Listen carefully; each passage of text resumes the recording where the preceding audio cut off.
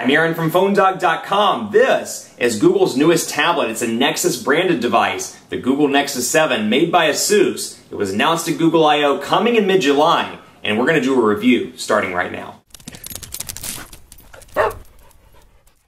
Hey, Jelly Bean may have come to the Galaxy Nexus, at least the Google I/O Galaxy Nexuses, or Nexi, however you want to pronounce it, but it's coming now. Well, at least for the people who are Google I/O. So I guess it's kind of a Google I/O thing all around. The Nexus 7 tablet is in the house. It is review time, my friends. This is Google's official Nexus branded tablet made by ASUS, and it's a 7-inch device. Rumor has it they're working on a 10-inch device as well, though we didn't see that at Google I/O. 7 inches here, and all in all, it's packing some pretty decent specs. Does not have a back camera, but does have that Nexus logo on the back with that Google I/O style white. Now, my understanding is it's going to be black when it launches in mid-July. 8 and 16 gigabyte variants for $199.99 and $249.99, though you don't have expandable memory. So keep that in mind when you're buying your tablet. Made by ASUS, like I said, kind of a golf ball texture on the back, and 7 inches. Great in my opinion for reading, great in my opinion for typing, but some people are going to prefer that larger display. Still, it's packing a pretty decent spec list with a quad-core NVIDIA Tegra 3 processor with 12-core graphics. I mean, that's incredible.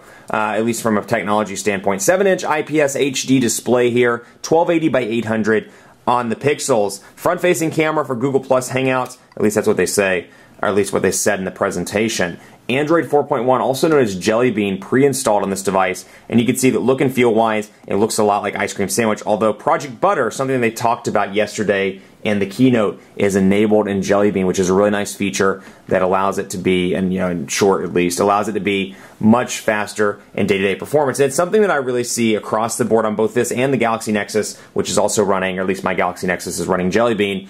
You can see a huge speed improvement. Not just a speed improvement, but a transition improvement. I mean, take a look, for example, when I go into Chrome, which is the default browser on the Nexus 7, you can see the transition effects. It kind of comes up out of the corner. Much better, just more fluid and all-around better looking than previous builds, even Ice Cream Sandwich on that front. Notifications have changed as well. Take a look at this, and while you're taking a look at this, I'm going to give some love to Best Buy Mobile for hooking us up with phones, tablets. Actually, they don't hook us up with tablets, but they hook us up with phones for use in our One Paw Bandit giveaway game. When you go into Best Buy Mobile, you'll walk out working, whether it's a tablet, a phone, a computer, whatever it is at Best Buy or Best Buy Mobile, they'll make sure you walk out working.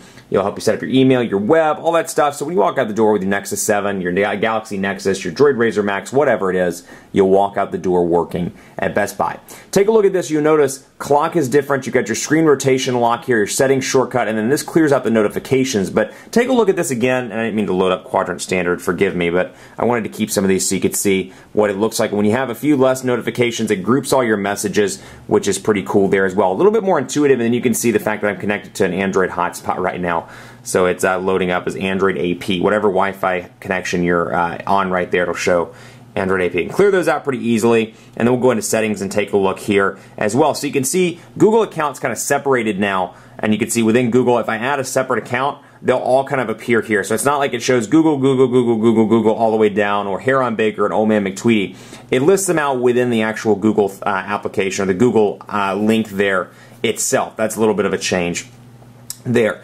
Display, font size, again, just a couple of things I'd like to point out. You can make the font larger or smaller depending on how you prefer it on a 7-inch tablet. But you'll see down here 6 shortcuts. You can put folders in there as well, but just again, the fluidity, very impressive across the board. Running Chrome, like I said, and packing a 4,235 milliamp hour battery on this device, so it should last you through the day with pretty moderate to heavy use. If you're reading, if you're checking email, you should be a-okay with this device. So speaking of that, we're going to load up just some applications because I want to show you how they look on this 7-inch tablet. So again, Gmail, optimized for the tablet display here. We'll see Google, and I can scroll back and forth and easily, we'll go to this for example, and you can see scrolling through the emails, and again the header stays or should stay at the top. Let's go to one, let's see if I can find one. There we go. It'll stay on the top. That was the Google I/O party the other night. And you can see landscape mode. That is what it looks like. The on-screen buttons, much like the Galaxy Nexus, down here. Home, recent applications, and back. And then I have all my folders over here that I can see. Chrome as well really looks nice on this tablet. Let's go over to PhoneDog. Oh look, not Phone Doctors. And you can see the keyboard as well. Jelly Bean keyboard here looks a lot like Ice Cream Sandwich. Here's what it looks like in landscape mode. A little bit harder to type on, reach those thumbs across, but still, if you're typing on a desk, it's a little bit easier over here. So we'll load up PhoneDog so you can see. And then the shortcut button, or the menu button rather, you can request the desktop site, which ours loads up by default.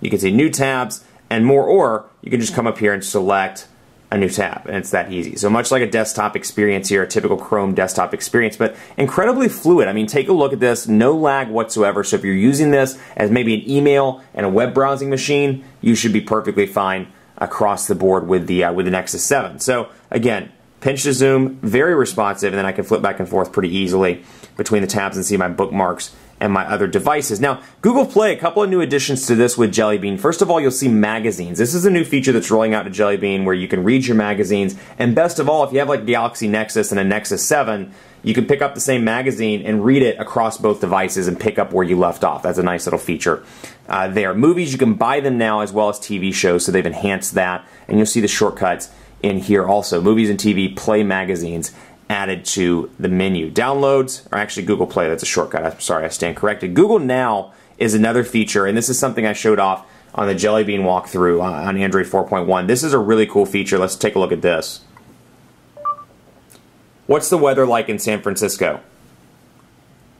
So I'm obviously in San Francisco for work. 15 degrees and overcast in San Francisco. Here's the forecast for the next few days. And my assumption is, let's see what it's at.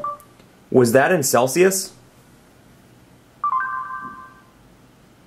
Okay, did not bring that up. I'm assuming 15 degrees. It is clearly not 15 degrees here, so I'm assuming that was in Celsius and not Fahrenheit. But that's a really cool feature. Did the Yankees win? No, the Yankees lost to the White Sox 4-3. Cool features like that, and it's very intuitive in the fact that it'll keep up with your sports scores, your favorite teams, and kind of display that stuff in the notifications bar. So it's intended to be kind of, you know, it's actually a little creepy when you really think about it, but it actually is intended to keep up with what you like and what you don't like. Widgets here, very similar, like I said, to Jelly Bean on the Galaxy Nexus. Again, because even though it's a tablet-optimized version, it's still Jelly Bean at its core. So I can go to My Library here, and we'll bring this to the home screen, or one of the 5 home screens, and bring up, let's just say, my magazines. I don't have any magazines at the moment, but I can bring up this nice font. And you know, or this nice widget rather, and it's all about fonts and fluidity. I kind of mentioned this in all the Jelly Bean based videos, but really, if there's anything I come away with after playing with Jelly Bean, it's all about the fluidity and the way these devices feel all around. Jelly Bean much improved thanks to Project Butter with both fluidity and then of course the fonts. You just see like things like this, very clean and in my opinion very un-Google. It looks a little less hackerish and more polished and mainstream, which is really nice for people and really nice for Google as well, because if they want to sell this tablet to the mainstream, that's going to be something that's needed. Take a look at YouTube as well. Signing in as Haram Baker, and you can see discover the channels, and I can go back and forth and see all my stuff. Channel feed, recommended, what's trending live, and more. And I can go into Aaron Baker, and let's see what I've got in here actually. Uploads. Let's take a look at this one. Oh, this is my Samsung. This is a video commercial I did for Samsung, so you can take a look at how it looks on a 7-inch display.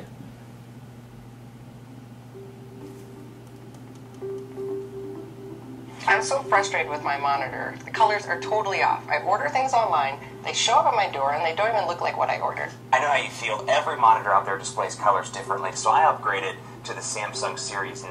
Now you get the idea there, and then you got the volume rocker over here, just kind of talking a little bit about the build, and I know I'm skipping around a lot, but volume rocker, power button up top, you've got nothing here. Down at the bottom, micro USB charging port and 3.5mm headphone jack, and the Nexus logo on the back.